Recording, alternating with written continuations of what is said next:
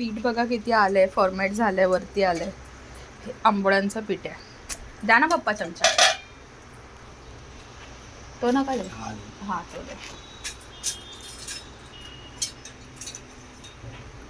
कधी पण पीठ भिजवलं असेल आणि आलं असेल ना तर स्लोली असं फिरवत राहायचं, उलटं फिरवायचं नाही. चमचा. वा वा वा वा, मस्त आलंय. चला आता मी तुम्हाला एक आंबोळी टाकून पण दाखवते.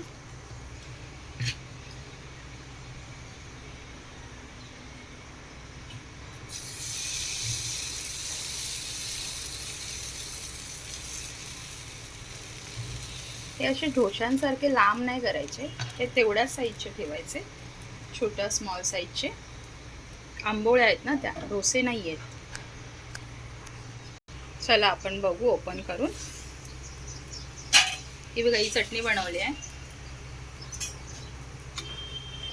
वाव, हे बघा छान पीठ झालं असेल ना तर छानच निघणार.